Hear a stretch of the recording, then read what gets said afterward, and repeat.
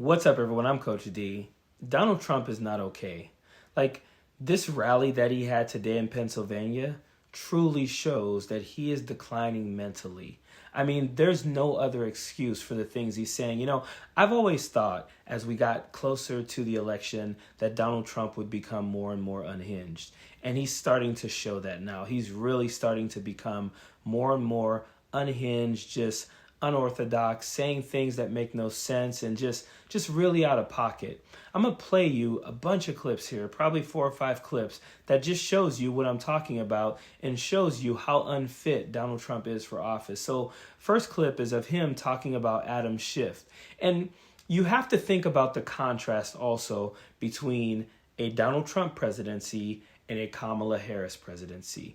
In Donald Trump's presidency, you're going to have a lot of the same old, we're gonna make fun of people, we're gonna have nicknames for people, we're gonna argue with people on Twitter. And a Kamala Harris presidency, we're gonna have people in America seeing progress. We're gonna have people in America getting jobs. We're gonna see the stock market continue to rise. We're gonna see unemployment continue to lower. But if we have a Donald Trump, we get more and more of this. Corrupt party. Guys like Adam Shifty Schiff, these are corrupt people. And to think he'll probably be a senator, can you believe it? Watermelon head. No, he's a watermelon head. He's got the smallest neck I've ever seen. I don't know how the hell he can hold up that enlarged watermelon head. What an ugly guy, both inside and out. It's literally like listening to a child who's been hurt by someone who's still dealing with that trauma. And this is why the man cannot be president. This is why we say he is unfit to be president.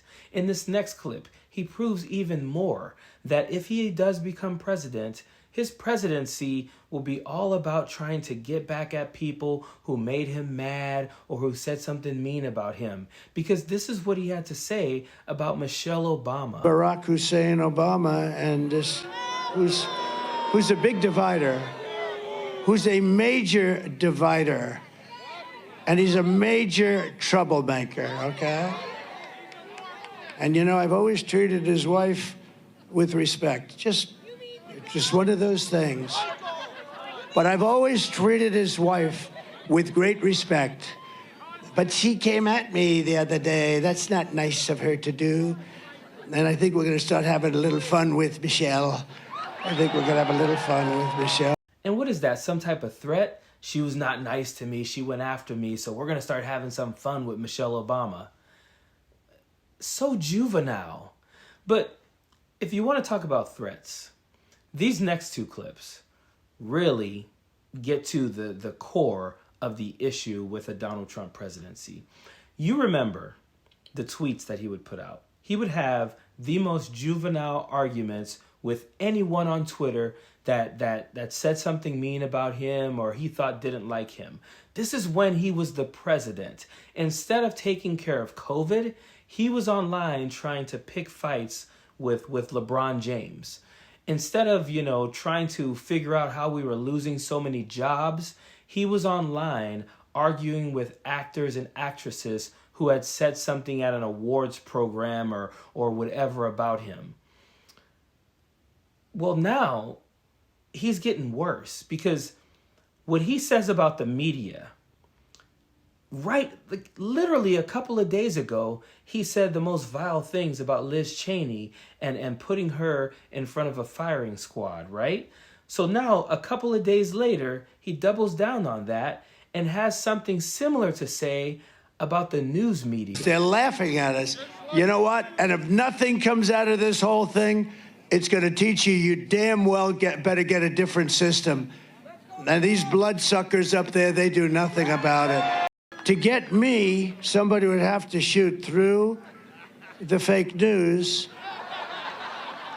And I don't mind that so much, because I don't mind. When I say think about the contrast, I really want you to do this. If Kamala Harris had called Donald Trump a bloodsucker and then said, in order to get to me, they would have to shoot through Donald Trump, and I'm okay with that. Had she said something like that, we would have wall-to-wall coverage on how she's a danger to society and she's putting his life at risk and she's the reason for the assassination attempts and all sorts of things like that. Donald Trump says this and the crowd laughs. They're enjoying this because this is what the crowd has become. And, you know, there's a whole lot said about Joe Biden calling Donald Trump supporters garbage. And I came on here and said, I have no problem with it.